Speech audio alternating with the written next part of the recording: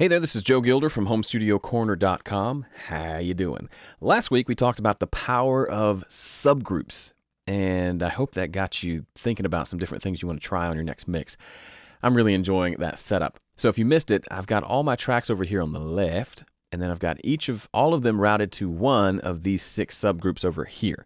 And so I do most of my mixing here to start, and then I go work on the individual tracks. It's pretty cool. Now this week I want to talk to you about the power of mono. Now, I've written about this and talked about this in the past, but I don't think I've done a specific video on how awesome and powerful mono is. So what is mono? Real quickly, basic definition of mono is your entire mix out of one speaker. Now, if you're mixing in stereo, you have a left and a right speaker. Mono means having everything panned to the center.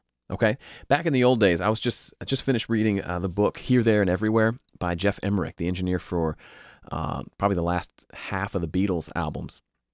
I think starting with Revolver.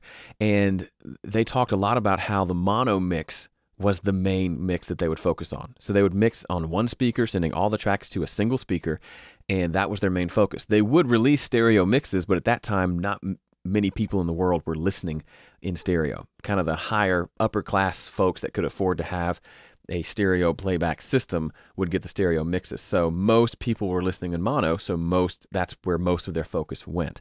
It's funny how that's flipped today. Everybody's got a set of earbuds and they listen in stereo. So you could make the argument, everyone's listening in stereo, why am I bothering with mono? Not because the Beatles did it, that doesn't matter to me, but because it helps you make a better stereo mix. When you mix in mono, it makes your stereo mix better. When you get most of your tones and your sounds and your EQ and your compression and your levels all done in mono, the stereo mix becomes much easier.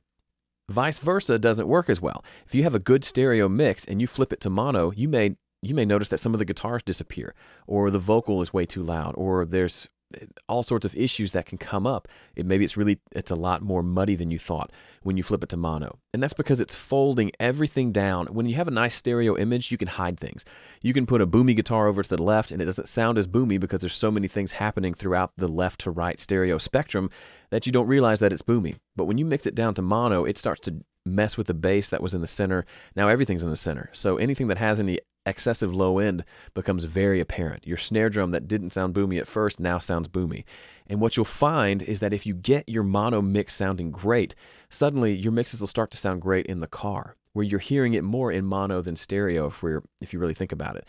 And your mix will sound better on all your stereo devices, but it'll also sound great in stereo too, when you have a true stereo, wonderful playback system like in your studio. So let me show you real quickly how to do mono. The simplest way is to take all your tracks and pan them to the center. Another way, in Studio One, there's this cute little button right here, boink. That changes my main output to mono, so that's what I like to do. If you don't have that, there's lots of different plugins that'll do it. For example, this binaural pan plugin that comes with Studio One has a mono button on it. So you could click that and turn it on, and then simply disengage this plugin to flip back to stereo, now back to mono. So however you do it, doesn't really matter. In Pro Tools, there's that Air Stereo Width plugin that Graham Cochran talks about a lot.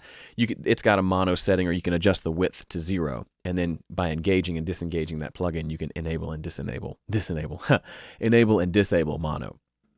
But just real quickly, this is the same song we looked at last week. I haven't done any mixing on it yet. But here's how it sounds with everything mostly in stereo. I'll quickly pan a couple of these guitars just to give you a better idea. So that's left, that's right.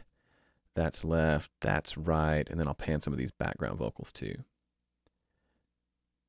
just to make life a little more interesting.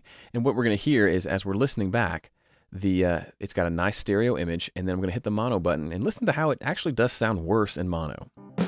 Here it comes.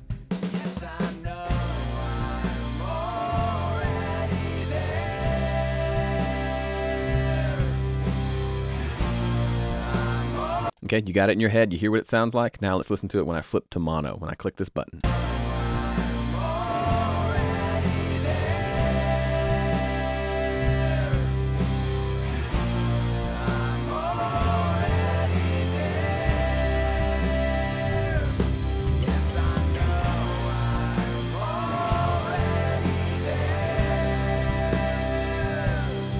in just that one example, and if you want to rewind and listen to that a couple of times, or do it on your own, pull up a mix and flip between mono and stereo, you'll realize very quickly that it sounds worse in mono. That's a given. But what you're hearing is suddenly you hear the issues with the bass, and the guitars don't cut through nearly as well when they're in mono, and the vocals sit differently and sound kind of weird there, and there's a lot more bass and kick drum than before. And again, I haven't mixed anything, but you get the point. The guitars kind of disappeared. Now we got to find a way to get those back in there in mono. So that's why I suggest doing your EQ and your compression and all your level setting in mono and get a killer sounding mono mix. Then flip to stereo and finish out the mix. And you'll be amazed at how much better your mixes start to sound in your studio, for one, and the better they'll translate outside of your studio. Hope this was helpful for you. Again, I'm Joe from HomeStudioCorner.com. If you're not signed up for my daily newsletter, I think you'll like it. Head over to HomeStudioCorner.com and check it out. Otherwise, see you next week.